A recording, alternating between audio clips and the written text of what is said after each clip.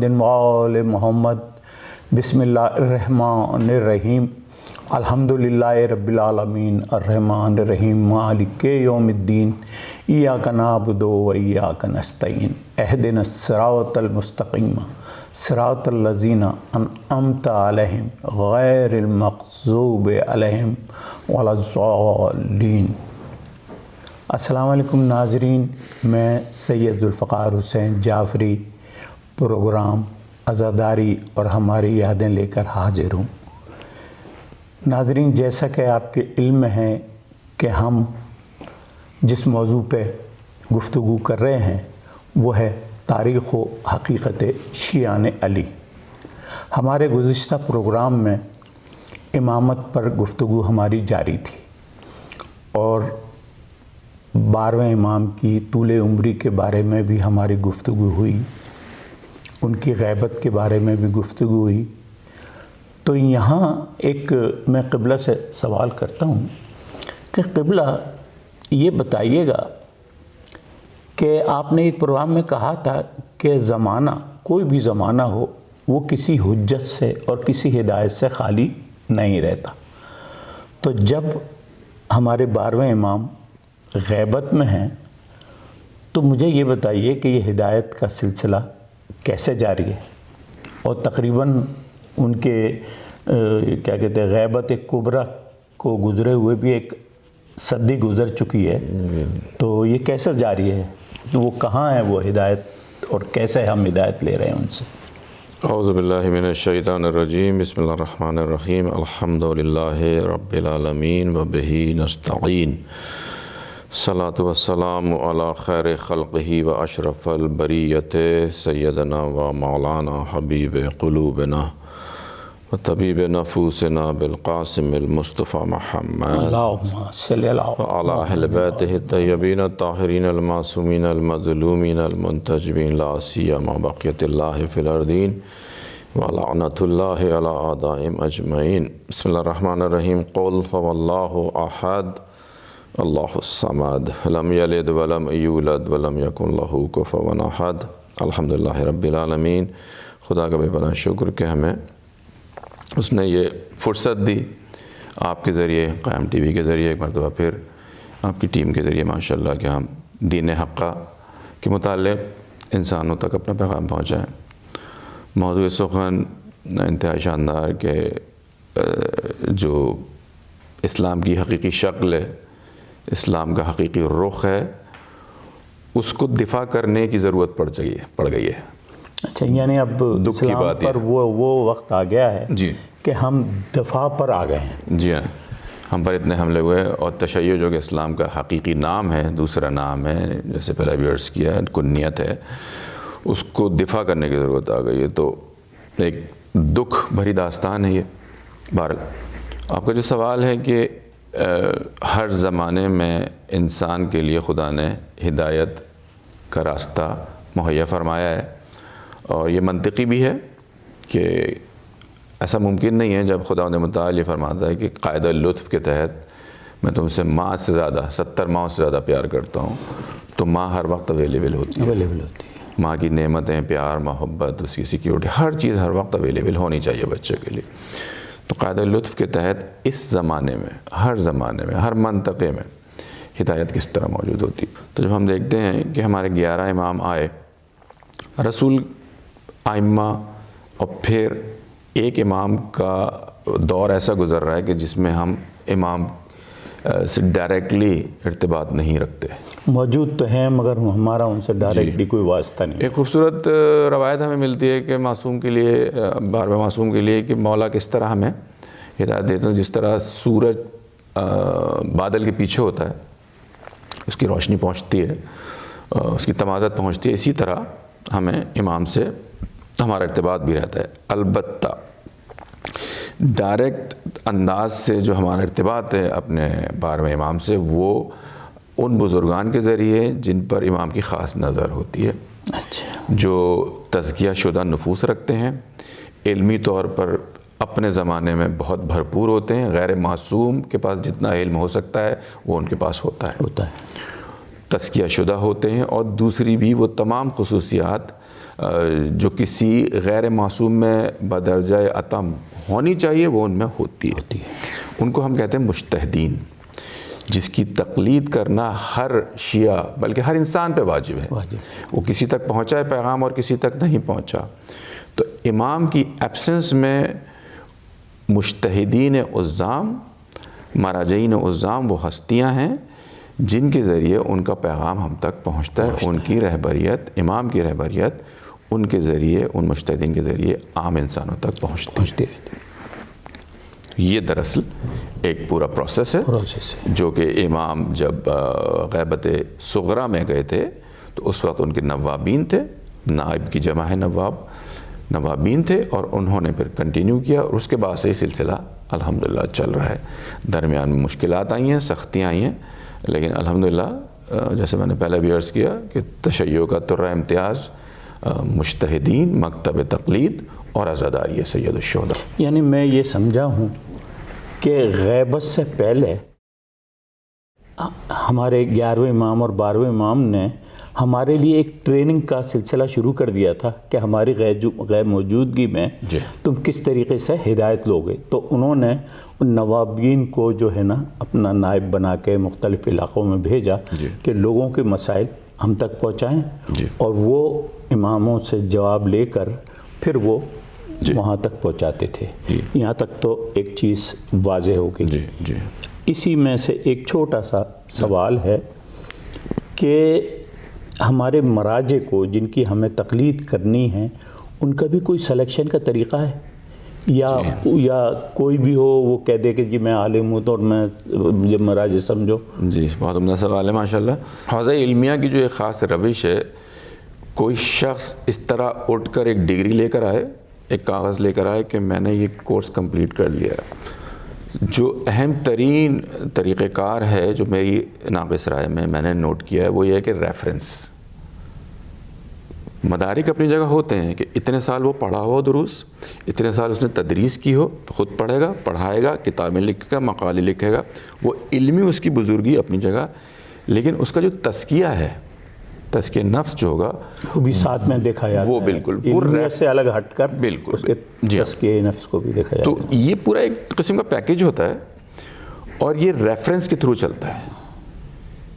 میں ریفرنس کو ذرا واضح کر دیجیے۔ ریفرنس ایسا ہوا کہ دیکھیں آپ مجھے جانتے ہیں، جی ٹھیک ہے نا، کوئی میرے متعلق رائے لے گا، الزام لگائے یا تعریف کرے، تو آپ مجھے بچپن سے جانتے ہیں، میرے خاندان کو جانتے ہیں، مجھے جس جہت سے بھی آپ جانتے ہیں، تو آپ کی ایک رائے ہوگی میرے متعلق۔ بے شک، ٹھیک، تو جو بچپن سے پڑھ رہے ہیں حوزہ علمیہ میں، ان کی علمی استعداد، ان کا کردار، ان کا خاندان، اور وہ جب 70-80 سال کی عمر کو پہنچتے ہیں تو سراؤنڈنگ میں جو ان کے اساتذہ ہیں، جو ان کے ہم کلاسی ہیں، کلاس میٹس ہیں، جو طالب علم ان کے ساتھ ہیں، ان کی ایک رائے بنتی ہے۔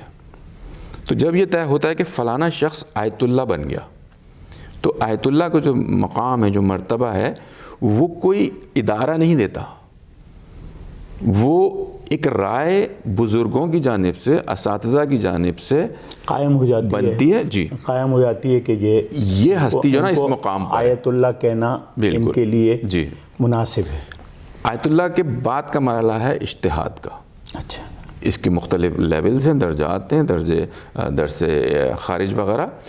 اس کو پڑھنے کے بعد پھر سینئر اساتذہ گہری نظر رکھتے ہیں، جو بزرگان پہلے سے مجتہدین ہیں وہ نظر رکھتے ہیں طالب علم پہ، اچھا، اس میں پوٹینشل ہے، اس میں صلاحیت ہے، پڑھتا بہت اچھا ہے لیکن کردار کے مسائل ہیں اس کے ساتھ، تو اس کو اس درجے پہ، اور پھر ایک گروہ ہوتا ہے، آپ نے دی تو ایک مخصوص گروہ ہوگا جو رائے دے گا۔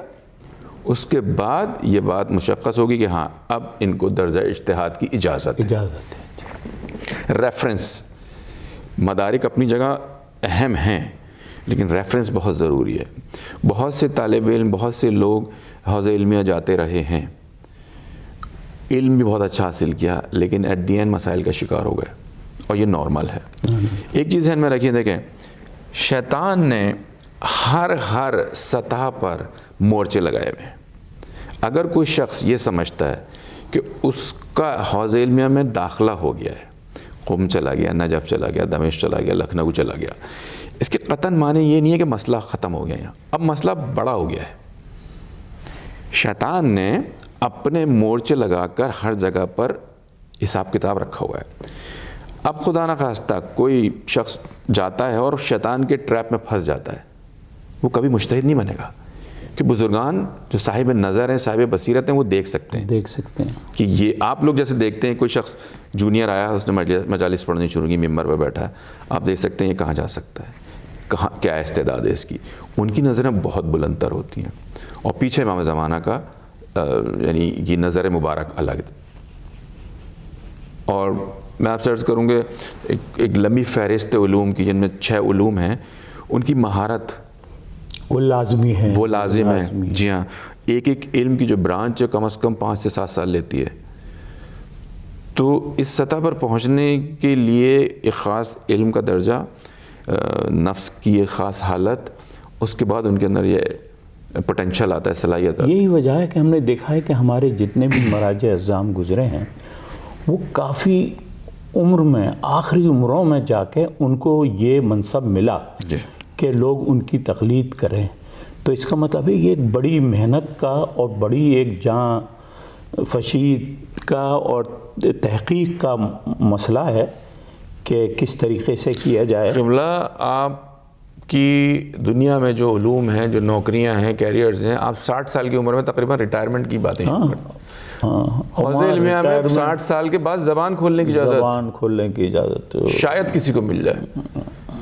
تو بہت ہیوی یہ. اچھا، یہی وجہ ہے کہ ہمارے ہاں عام پیشمام کے لیے بھی وہی ہدایت ہے کہ آپ اپنی مسجد میں جس کے پیچھے آپ نماز پڑھ رہے ہیں تو دیکھیں کہ وہ علم جانتا ہے، فقہی علم سے جو روزمرہ کے جو ضروریات زندگی ہیں ان سے وہ واقف ہے، اور وہ کیا کہتے ہیں تزکیہ نفس میں بھی پورا اترتا ہے یا نہیں. علم کافی نہیں ہے. تو قبلہ اس موضوع پہ آپ نے بہت عمدہ کیا کہتے ہیں بیان دیا اپنا. الحمدللہ. تو یہ چیز واضح ہو گئی کہ ہدایت کا سلسلہ تقلید کے ذریعے کنٹینیو ہے ہمارے پاس، اور یہ سلسلہ غیبت عظمیٰ سے شروع ہوا ہے، غیبت کبریٰ سے شروع ہوا ہے، جو آج کی ڈیٹ تک جاری ہے. تو یہ تو بڑا واضح ہو گیا. قبلہ، ہم اپنے پروگرام میں تھوڑا سا آگے بڑھتے ہیں. بسم اللہ. اور وہ یہ ہے کہ میں نے کہیں دیکھا ہے، کہیں سنا ہے، لوگوں سے بھی پتہ کیا ہے، لوگ بھی اس پہ بات کرتے ہیں، مگر اس کا لوگوں نے کبھی بتایا نہیں کہ یہ ہے کیا. اور وہ کہلاتا ہے کہ دور منع حدیث. یہ کیا ہے کہ منع کا مطلب تو یہ ہے کہ روکنا ہے، مگر حدیث سے تو نہیں منع کیا جا سکتا. کہ کوئی آدمی حدیث بیان کر رہا ہے، وہ کس موضوع پہ ہے، کس سلسلے میں، ذرا اس بارے میں بھی کچھ بیان کریں کہ دور منع حدیث ہے کیا. نازک موضوع ہے خاصا، انتہائی اہم بھی ہے، اور کیونکہ ہمیں دفاع کرنا ہے اور اپنے آرگیومنٹس کو پیش کرنا ہے کسی حد تک کہ ہماری پوزیشن سچویشن لوگوں کی سمجھ میں آ سکے. تو ظاہراً یہ موضوع ایسا لگے گا کہ ہم کسی پر خدا نخواستہ یا نعوذ باللہ حملہ آور ہو رہے ہیں. ایبسلیوٹلی ایسا نہیں ہے ارادہ. بالکل ہم دوستانہ ماحول میں گفتگو کر رہے ہیں کہ دو پڑھے لکھے لوگ جو آپس میں جیسے گفتگو کرتے ہیں، تو ہم نے تو وہی اپنا دوستانہ ماحول اپنائے ہوئے ہیں. رسول کے دنیا سے جانے کے بعد خلافت کی صورت میں مسلمانوں کو رہبریت ملی اور مسلمان آگے بڑھے. رسول کے جانے کے بعد خلیفہ اول نے ایک رائے دی، اور دیگر ان کے جو حمایت یافتگان تھے، دیگر اصحاب تھے، انہوں نے اس رائے کو قبول کیا. ان کا کہنا یہ تھا کہ رسول کی احادیث کی ہمیں ضرورت نہیں ہے. ایسا کیوں؟ وہ ایک ان کی اپنی رائے ہے اور اس میں ان کے دلائل ہیں، اور ہمارے لیے قرآن از مور دین انف. اور اس میں کچھ دلائل ہیں کہ قرآن اگر رسول کے بیان کے ساتھ مخلوط ہو جائے تو لوگ قرآن کو بھول سکتے ہیں.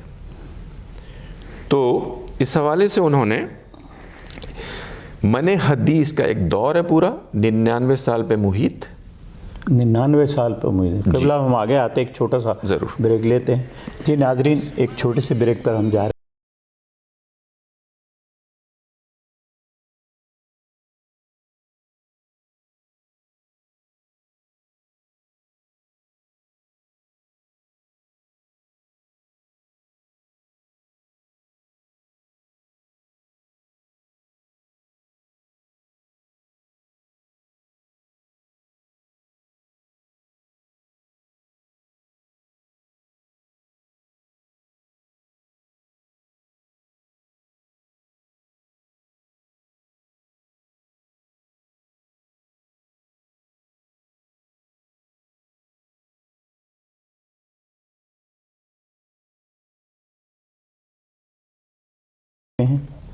اور ہم نے ایک دوسرا ایک پہلو شروع کیا ہے کہ دورہ منع حدیث کیا ہے. وہ کون سا دور ہے جس میں حدیث کو بیان کرنے کی ممانعت ہوئی. جی قبلہ آپ آگے بڑھائیے گا بات.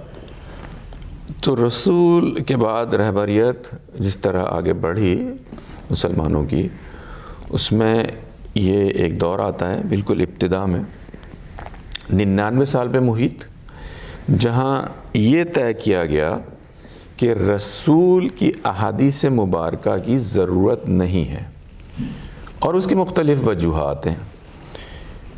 ان دلائل کی بنیاد پر ایک گروہوں نے یہ طے کیا کہ اگر کسی کے پاس رسول سے منسوب بیان شدہ احادیث ہیں تو ان کو یا وہ خود ڈسٹرائے کرے یا بیت المال گورنمنٹ کو دے دے. اچھا، یہ کہا گیا کہ ان حدیثوں کو ڈسٹرائے کرتے. جی ٹھیک. تو اب سپوز آپ کے پاس احادیث تھیں، آپ کے پاس اعلان پہنچا حکومت کا کہ اگر آپ کے پاس آپ ڈسٹرائے کر دیں. اگر ہمیں یہ ہے کہ بھئی آپ ڈسٹرائے نہیں کریں گے تو آپ لا کے سبمٹ کر دیں، جمع کرا دیں کہیں پر، اور ہم اس کو ڈسٹرائے کر دیں گے. تو اس حوالے سے تمام اس دور کے بزرگ اصحاب نے اس چیز کو قبول کیا دلائل کی بنیاد پر، اور تقریباً 99 سال جیسے میں نے عرض کیا خلیفہ اول، خلیفہ دوم، خلیفہ سوم کے زمانے تک یہ قانون جاری رہا. اچھا جی ہاں، اور یہ ٹھیک ٹھاک لمبا عرصہ ہے. حتیٰ بعد میں بھی یعنی امام علی نے اس قانون پہ جو ہے بالکل اس پہ توجہ نہیں دی، لیکن دوسری جہت سے اس تمام عرصے میں جو بھی احادیث کے منابع احادیث، ان کے ڈیٹا بیسز، ان کے ذخائر تھے، ان کو پوری طریقے سے ختم کر دیا گیا. اس دور کو ہم کہتے ہیں منع حدیث. تو قبلہ ایک بڑا یہاں سوال پیدا ہوتا ہے، اور یہ ایک بڑا لمبا عرصہ ہے 99 سال. تو پھر بعد میں جو حدیثیں لوگوں نے جمع کیں، جو ذخیرہ کیا، جن پہ حدیثوں پہ کتابیں آ گئیں، تو وہ کہاں سے آئیں حدیثیں؟ جی یہ ایک بالکل ویلڈ سوال ہے، اور اس سوال کا جواب مجھے تو آج تک یعنی ظاہراً ملنے میں بڑی دقت ہو رہی ہے کہ آج جو احادیث کے ذخائر موجود ہیں ہمارے پاس مختلف سورسز سے. میں تھوڑا بہت یونیورسٹی پڑھ چکا ہوں، تو ایک تجربہ ہم نے ہیومن کمیونیکیشن کا کورس کیا تھا، تو اس میں ایک تجربہ کروایا گیا تھا. ہم کو کہا گیا تھا کہ آپ سب اسٹوڈنٹ کلاس میں لائن سے بیٹھ جائیے. ایک اسٹوڈنٹ کو باہر بھیج دیا تھا ایک پیغام دے کر، اور سب نے یہی ایک کے پاس پیغام باہر ہے، اور یہ پیغام سب میں سرکولیٹ کر دیا گیا. یہ پیغام آخری والا جو طالب علم تھا اس سے کہا کہ تم بورڈ پہ لکھ دو. اس نے وہ پیغام بورڈ پہ لکھ دیا. اب باہر والے کو بلایا گیا اور میچ کیا گیا دونوں پیغاموں کو. آدھے گھنٹے کا میکسیمم ٹائم فریم تھا یہ. وہ صاحب جو باہر تھے اور جو پیغام بورڈ پہ لکھا تھا وہ بالکل الگ ہو چکا تھا، علیحدہ اپنا مفہوم کھو چکا تھا. ظاہر ہے 99 سال کا ایک بہت بڑا عرصہ ہوتا ہے. اگر اس کو لکھا نہیں گیا، تحریراً نہیں رکھا گیا، صرف لوگوں کے ذہنوں میں محفوظ رہا، تو اس کی تو پھر ویلیڈیٹی کو ہم کیسے ہم اس کو مانیں کہ یہ حدیث صحیح ہے جو رسول خدا نے 99 سال پہلے کہی تھی. دیکھیں نا، جب چیز ڈسٹرائے ہو گئی یعنی جلا کر اس کو خاکستر کر کر پانی میں بہا جائے گا، اس سطح پر اس کی جو نا اس کو دور کیا جائے گا. تو رسول کوئی ریکارڈنگ کا پروسیس نہیں ہے، ڈیوائسز نہیں ہے، تمام بزرگان جو تھے اس وقت موجود ہیں وہ ایگری کر گئے اس بات پہ. تو یہ انسان کو خود سمجھنا چاہیے کہ جب یہ اتنا بڑا کوشچن ہم ریز کر رہے ہیں اس کی واقعی حقیقت کیا ہے. اس میں دلائل تو ہوں گے یقیناً، دلائل تو ہوں گے، مگر سوال یہ بھی اٹھتا ہے کہ اصحاب نے ایسا کیوں کیا؟ ان کے پاس بھی کوئی دلائل ہوں گے کہ جس کے بیس پہ انہوں نے. مہم ترین جو دلیل دی جاتی تھی جو بزرگان نے دی وہ قبلہ یہ تھی کہ قرآن کے ساتھ مخلوط نہ ہو رسول کا بیان مبارک. ان کی جو جسے کہتے ہیں آرگیومنٹ تھا، ان کی جو علت بیان کرتے ہیں کہ لوگ پہلے بھی یہ ہو چکا ہے کہ قرآن انبیاء کے میسیجز کو بھول گئے، جو الہی میسیج تھا وہ مکس کیا انبیاء کے میسیجز کے ساتھ دیگر انبیاء کے دوران، اور وہ کتاب کو بھول گئے، جیسے کہ بائبل میں پتہ ہی نہیں ہے کہ اصل.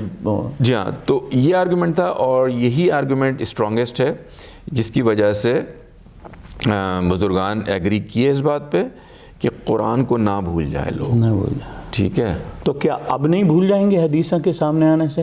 اگر اس زمانے میں لوگ بھول سکتے تھے ان حدیثوں کو، بلکہ وہ تو ایسے لوگ تھے کہ جنہوں نے خود حضرت صلی اللہ علیہ وآلہ وسلم سے خود سنی ہیں وہ حدیثیں، ان کو انہوں نے جلا دی. تو آج کا جو مسلمان ہے جس کے پاس حدیثوں کا ذخیرہ ہے کہ جو 99 سال کے بعد وجود میں آئی ہیں، بالکل، تو اس کی اتھینٹسٹی کیا ہے؟ اور کیا وہ مخلوط نہیں ہوں گے قرآن سے؟ کیا وہ جی ہاں، بلکہ ہم تو دیکھتے ہیں کہ مسلمانوں میں تو باقاعدہ ایک اہل حدیث نام کا فرقہ بھی ہے جی جی جو صرف حدیث پہ عمل کرتا ہے. بالکل بالکل. دیکھیں یہ مطلب ایک بہت کمپلیکس مگر ظاہراً سادہ ایشو ہے. جب آپ کہتے ہیں کہ ایک چیز کا وجود نہیں تھا اور 99 سال کے بعد اور آج تک اب ہمارے پاس جو احادیث ہیں وہ کہاں سے آئیں، کس نے دیں، اپنی جگہ یہ قابل تحقیق ورک ہے. یہ تشیع نے البتہ اس کو ایکسیپٹ نہیں کیا ہے. اچھا تشیع اس کی نظر ضرور ہوئی کہ منع حدیث جو ہے اس دوران ڈسٹرکشن ہوئی ہے احادیث کی اور تقریباً نابود ہو گئیں تمام احادیث. تو تشیع کے پاس کیا سورس تھا ان حدیثوں کا؟ جی دیکھیں، آپ سے پہلے بھی میں نے عرض کیا کہ ایک رسول کے زمانے میں ایون ایک جھکاؤ تھا، ایک گروپنگ تھی اس نوعیت کی کہ ایک گروہ تھا جو رسول اور امام علی سے زیادہ نزدیک تھا. تو اس گروہ نے منع حدیث کے دور کو قبول نہیں کیا ایبسلیوٹلی. اچھا، مطلب یہ کہ کچھ اصحاب ایسے بھی تھے کہ جنہوں نے منع حدیث کے حکم کو تسلیم نہیں کیا اور وہ اپنے طور پر ان حدیثوں ہم ان کو اصحاب نہیں کہہ سکتے. وجہ یہ ہے کہ اصحاب کی جب ہم بات کرتے ہیں تو ہم بات کرتے ہیں غیر معصوم کی. جی ٹھیک. ہماری جو سورس ہے جو ہم نے پہلے اسٹیبلش کیا ہے کہ امام وقت صاحب عصمت ہوتا ہے، اس کو میموری کا ایشو نہیں ہوتا، اس کا حافظہ خراب نہیں ہوتا، وہ الہی میسنجر ہوتا ہے، وہ نبی کا پیغام کا امین ہوتا ہے. تو ان کے پاس جو احادیث جو رسول سے سنی تھی، سپوز امام علی نے رسول اکرم سے جو احادیث سنی امام علی کے سینہ مبارک میں موجود، امام علی نے امام حسن کو ٹرانسفر کر دی، امام حسن نے امام حسین کو ٹرانسفر کر دی، امام حسین نے اسی طرح اس کا 12ویں امام تک آگے تک آ گئی. تو آپ کے درمیان میں جو یہ گولڈن چین ہے نا پوری، یہ صاحب عصمت لوگ ہیں. ان کو لکھنے کی ضرورت نہیں ہے کسی چیز کو. تو یہ وہ کیٹیگری ہے انسانوں کی جو اپنی فزیکل بیماریوں کی وجہ سے پہ ڈیپینڈنٹ نہیں ہوتی، وہ نقصان نہیں پہنچاتی، ان کی روح اتنی عظمت کی حامل ہے. تو ان ہستیوں کے پاس رسول کا چھوڑا ہوا میٹیریل تمام کا تمام ایز اٹ از ٹرانسفر ہو رہا تھا، اس کے لیے کسی کتاب کے لکھنے کی ضرورت نہیں تھی. تو شیعوں نے جو ان کے امام ہیں، انہوں نے تمام احادیث جو میمورائز کی، جو حفظ فرمائی، وہ آگے ٹرانسفر کر دی. اور جب 99 سال کے بعد یہ کھلا دوبارہ دور کہ بھائی نو مور، اب آپ حدیث لے آئیے جس کے پاس جو ہے، اب ہم چھوڑ دیتے ہیں.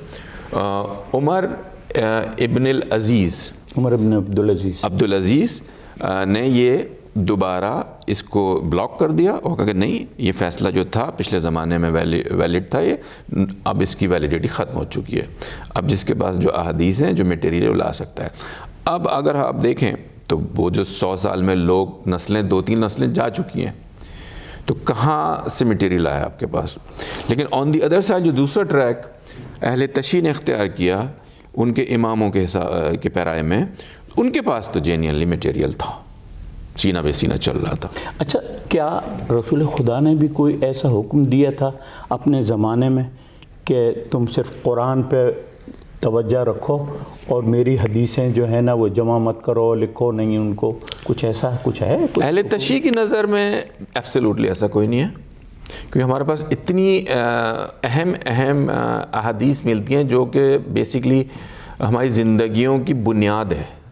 جیسے غدیر خم کی حدیث ہے، اگر آپ رسول کہیں کہ بھئی نہیں لکھنا، ایک آرگیومنٹ ہے یہ جو من حدیث کے ڈیفینڈ کرنے والے بزرگان تھے، ان کا ایک آرگیومنٹ تھا کہ رسول نے فرمایا ہے کہ کچھ مقامات پر اچھا کہ حدیث نوٹ نہ کرو، تمہارے لیے قرآن کافی ہے۔ اچھا، یہ کہا، یہ دیکھیں یہ مسئلہ یہ نا، وہی وہیں ہم سرکل میں گھومتے رہیں گے۔ اگر رسول نے کہا ہے ٹھیک، تو آج تک کیسے پہنچی یہ بات؟ وہ تو ڈسٹروائے ہو چکی ہے۔ رسول نے کہا تو رسول نے آن دی ادر سائڈ اس طرح کی احادیث فرمائی ہیں کہ جن کے بغیر آپ کی گاڑی نہیں چل سکتی۔ حدیث ثقلین جو ہے اتنی اہم حدیث ہے کہ میں تمہارے درمیان 2 چیزیں چھوڑ کے جا رہا ہوں۔ بے شک۔ تو اگر رسول اکرم یہ چھوڑ کے جا رہے ہیں چیزیں، تو بغیر بتائے کیسے چھوڑ کے جا سکتے ہیں؟ غدیر کی حدیث ہے، بے تحاشا حدیث ہیں ایسی۔ تو رسول نے اگر یہ فرمایا ہوتا تو یہ رسول کے بیان مبارک سے کانٹراڈکٹ کر رہی ہے، بات تناقض ہے اس میں۔ اچھا اچھا، ٹھیک ہے نا، کانٹراڈکٹ کر رہی ہے کہ رسول ایک طرف اس قدر اسٹرانگلی کہہ رہے ہیں کہ ان 2 چیزوں سے اپنے آپ کو متمسک کرو، میرے بعد اگر کوئی ہے تو علی ہے۔ تو یہ باتیں کرتے ہی نہیں رسول مبارک، وہ کہتے بھائی قرآن ہے، اینڈ آف دا اسٹوری، قرآن کے بعد کچھ نہیں ہوگا۔ تو یہ گروہ دفاع کرتا ہے کہ رسول کے اس طرح کی احادیث ہیں، لیکن پھر آپ سرکل میں آ جاتے ہیں کہ اگر کہا تھا رسول نے تو اس کا مطلب وہ حدیث ڈسٹروائے ہو چکی تھی۔ آج کے زمانے میں تو اس کو ہونا ہی نہیں چاہیے۔ ہم اپنے برادران اہل سنت کی اگر بات کو دیکھیں تو وہ حدیث ثقلین کے بارے میں کہتے ہیں کہ یہ تھا کہ میں تمہارے درمیان 2 چیزیں چھوڑا جا رہا ہوں، ایک قرآن اور دوسری سنت رسول۔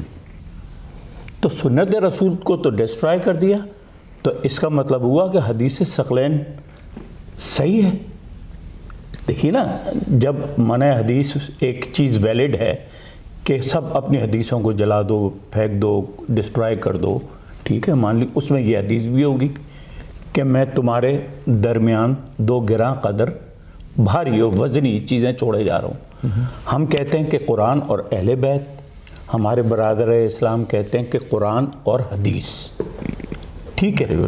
تو اگر وہ اس چیز کو تسلیم کرتے ہیں کہ جی حدیث کو ڈسٹرائے کرنا اچھا تھا، تو پھر یہ حدیث کہاں سے آ گئی؟ میری بات سمجھ آئی؟ بالکل، یہ ویلڈ ہے، سارے سوالات ویلڈ ہیں۔ تو یہ ہے سارا سلسلہ۔ اور پھر ایک اور تھوڑا سا ایک وہ ہوتا ہے کہ قرآن شناسی جو ہے وہ کیا بغیر رسول کے یا ان کے سکھائے ہوئے؟ بالکل، دیکھیں یہ اپنی جگہ پر سارے آرگیومنٹس ہیں دونوں گروہ کے۔ آپ کی بات میں سمجھ رہا ہوں، یہ ویلڈ آرگیومنٹس ہیں دونوں گروہ کے، اہل سنت کے لیے بھی اور اہل تشیع کے بھی، کہ وہ دونوں اپنی اپنی رائے لاتے ہیں۔ یہ ایک ہسٹوریکل فیکٹ ہے جو ہم بیان کر رہے ہیں۔ یہ 99 سال کا وقت ہے، جیسا آپ نے سوال ریز کیا ہے، یہ ایک حقیقت ہے، یہ ایک فیکٹ ہے۔ آپ اس کو ڈینائی کریں، آپ اس کو رکھیں نہ رکھیں، ٹھیک ہے نا۔ اس پہ آپ آرگیومنٹ کرنا چاہیں گے تو اس میں آرگیومنٹ بہت ہیں، یعنی ہم اس پہ بحث کر سکتے ہیں کہ بھائی اگر کوئی کہتا ہے کہ رسول کا بیان مبارک قرآن کو فیڈ کر سکتا ہے، قرآن کی حقیقت کو فیڈ کر سکتا ہے کہ قرآن پیچھے آ جائے گا، رسول کا بیان آگے چلے گا، ایسا ہو نہیں سکتا۔ قرآن خود کہہ رہا ہے نا کہ میں اپنی حفاظت خود کریں گا خداوند متعال. قرآن خود کہہ رہا ہے کہ ایک آیت لے آؤ ایسی. یہ رسول بھی انکلوڈ ہے اس میں. رسول کا بیان مبارک کبھی بھی قرآن کی آیت کے ساتھ کے لیول پہ جا ہی نہیں سکتا. یہ خدا کا بیان ہے. خدا خود کلیم کر رہا ہے نا, دعویٰ کر فرما رہا ہے کہ اگر تم لا سکتے ہو تو ایک سورہ لے آؤ, ایک آیت لے آؤ. نہیں لا سکتے, اس میں رسول بھی انکلوڈ ہے. رسول بھی. تو اگر ہم یہ کہیں تو اس طرح کے آرگومنٹ ہیں, آئی ڈونٹ تھنک کہ یہ اس پیرائے میں جانی چاہیے گفتگو.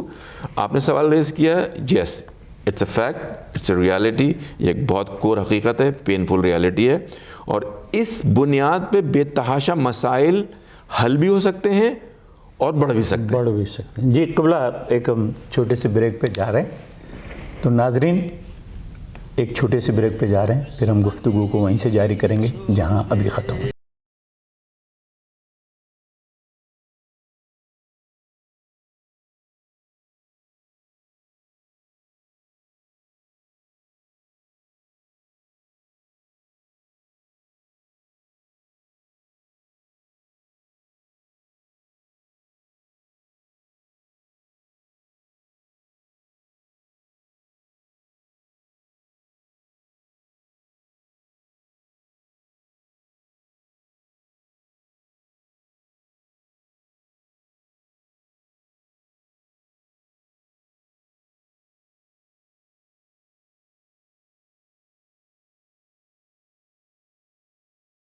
واپس آ چکے ہیں اور ہمارا موضوع دور منع حدیث چل رہا ہے.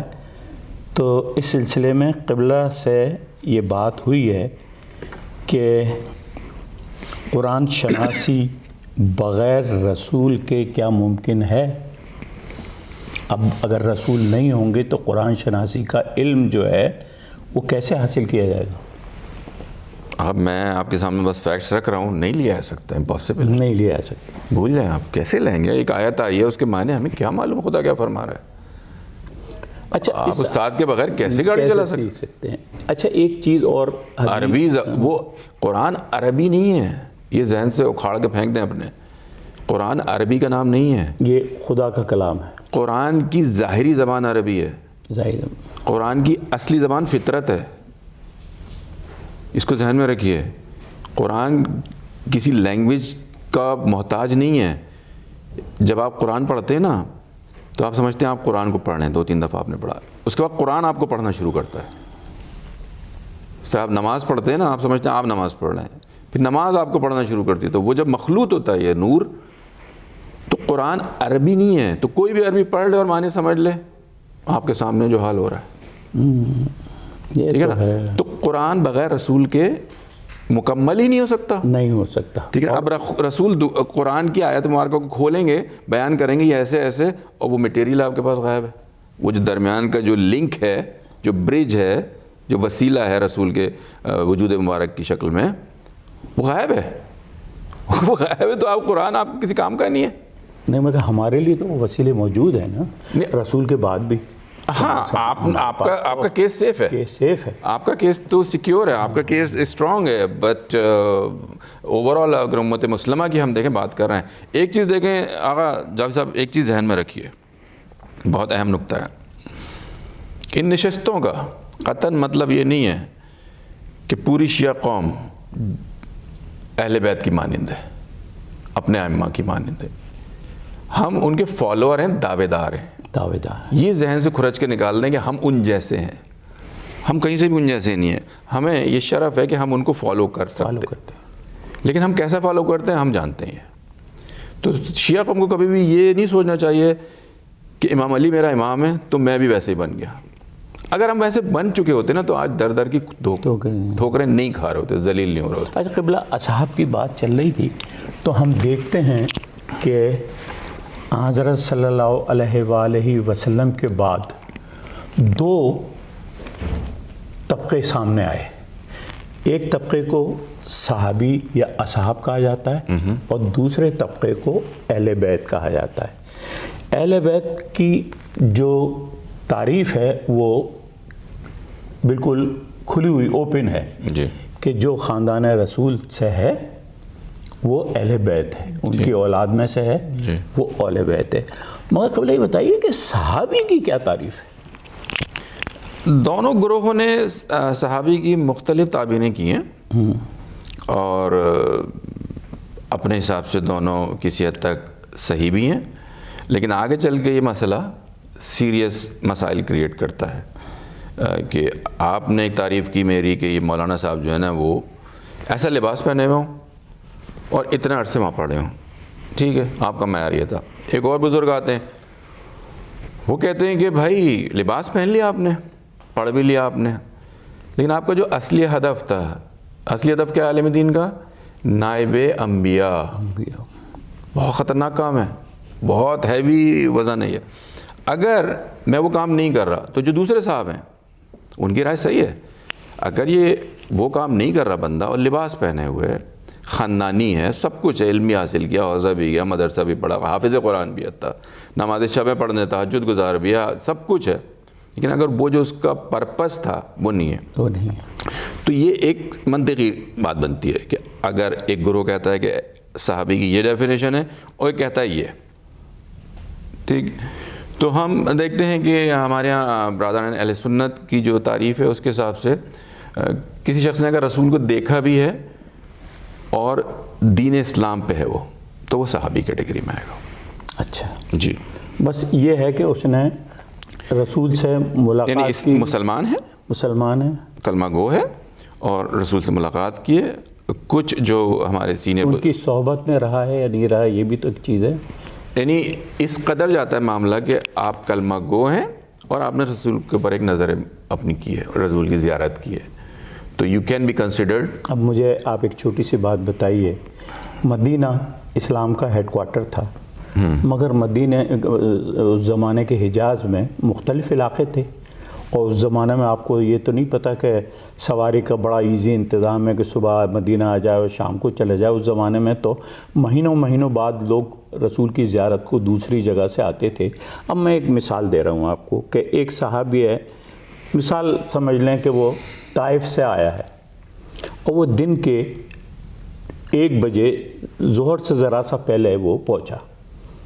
اس نے وہ مسجد نبوی میں آیا، رسول سے مصافحہ کیا، وضو کیا اور رسول کے ساتھ اس نے ظہر عصر کی نماز پڑھی۔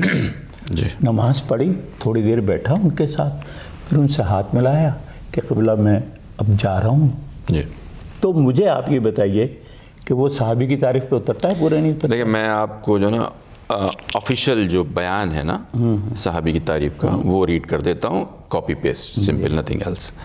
خطیب بغدادی اور ابن جماعہ نے امام احمد ابن حنبل سے یہ روایت کی ہے، ٹھیک ہے، یہ حدیث ہے کہ صحابی کیا ہوتا ہے۔ جناب احمد ابن حنبل، امام احمد ابن حنبل یہ فرما رہے ہیں رضی اللہ تعالیٰ عنہ کہ صحابی کی تعریف یہ ہے۔ عربی کو ہم ایک طرف کرتے ہیں، ہر وہ شخص جس نے نبی اکرم کی صحبت اختیار کی ہو، 1 سال یا 1 مہینے یا 1 دن یا 1 گھڑی، یا اس نے فقط حالت ایمان میں، یہ بریکٹ میں حالت ایمان میں، رسول اکرم کو دیکھا، حالت ایمان میں مسلمان تھا، احمد ابن حنبل فرما رہے ہیں وہ صحابی ہے ان کی رائے میں، اسے اسی قدر شرف صحابیت حاصل ہے جس قدر اس نے صحبت اختیار کی۔ یعنی یہ یہاں کیٹیگری بن گئی صحابی کی، کوالیفائی کرتا ہے، وہ نظر ڈالی رسول پہ، مسلمان تھا، good to go, move on. یہ خطیب بغدادی الکفایہ فی علم الروایہ میں ہی فرما رہے ہیں۔ امام بخاری سے ہے یہ حدیث، جو امام بخاری تعریف فرماتے ہیں، مسلمانوں میں سے جس نے بھی رسول اکرم کی صحبت اختیار کی ہو یا فقط آپ کو دیکھا ہو، امام بخاری فرما رہے ہیں وہ شخص آپ کا صحابی قرار پائے گا، ٹھیک۔ بخاری صحیح کتاب المناقب باب فضائل اصحاب النبی میں یہ ایک اور بیان ہے، حافظ ابن حجر عسقلانی نے صحابی کی درجیل تعریف فرمائی ہے جو بہت جامع و مانع ہے اور اہل علم کے ہاں مقبول و راجح۔ یہ ایک تیسری تعریف ہے، جو 3-4 تعریفیں ہمارے برادران کے موجود ہیں، وہ تیسری تعریف ہے۔ وہ فرماتے ہیں صحابی وہ ہے جس نے حالت ایمان میں رسول اکرم سے ملاقات کی اور وہ اسلام پر ہی فوت ہوا. ٹھیک, اگرچہ درمیان میں مرتد بھی ہو گیا, دین چھوڑ گیا پھر بھی. یعنی صحابی جس نے حالت ایمان میں رسول اکرم سے ملاقات کی اور وہ اسلام پر ہی فوت ہوا, درمیان میں مرتد ہوا, واپس اسلام پہ آ گیا, تو بھی وہ بھی صحابی کے مگر وفات سے پہلے مسلمان ہو گیا. ٹھیک ہے, وضاحت کرتے ہیں. پھر لقا ہے یعنی ایسی ملاقات جو باہم بیٹھنے, چلنے پھرنے اور دونوں میں سے ایک دوسرے تک پہنچنے, اگرچہ اس سے مکالمہ بھی نہ کیا ہو. یہ مجلس اس لحاظ سے عام ہے جس میں صرف کسی مسلمان کا آپ تک پہنچنا ہی کافی ہے. یعنی جنرل ملاقات ہو رہی ہے, سب بیٹھے ہوئے, اور لقا میں ہی ایک دوسرے کو بے نفس ہی یا بغیر ہی دیکھنا داخل ہے. تو یہ اس میں مزید ڈیٹیلز ہیں, لیکن جنرل جو ہمیں آئیڈیا ملتا ہے کہ صحابی مسلمان, کلمہ گو, رسول کو دیکھا, رسول کے ساتھ وقت گزارا, مسلمان, مرا, کوالیفائی کرتا ہے صحابیت کے لیے. دیکھیں, آپ کی پرانی گفتگو جو آپ نے امامت کے بارے میں بتائی تھی, آپ نے ایک فریم بتایا تھا کہ اس فریم میں جو بھی آ جاتا ہے وہ امام کے درجے میں آئے گا. اس میں آپ حضرت علی کا نام لکھ دیں یا امام حسن کا نام لکھ دیں, ٹھیک ہے, مگر آپ نے ایک فریم بتا دیا. تو اس کا مطلب یہ ہوا کہ اصحاب کے لیے تو بہت سارے فریم ہو گئے.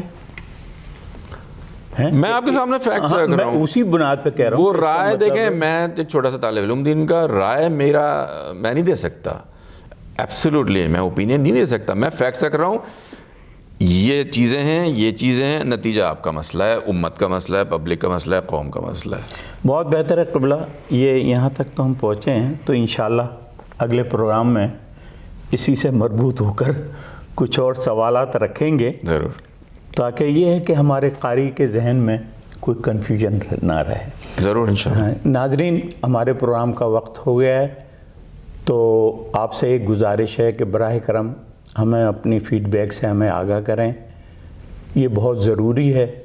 اگر آپ کو پروگرام پسند آ رہا ہے تو وہ بھی لکھیں, اگر نہیں پسند آ رہا ہے تو ہماری غلطیاں اور خامیاں بھی بتائیں. اسی کے ساتھ میں سید ذوالفقار حسین جعفری اور مولانا امین جعفری کے ساتھ آپ سے اجازت چاہتا ہوں. انشاءاللہ اگلے ایپیسوڈ میں آپ سے ملاقات ہوگی.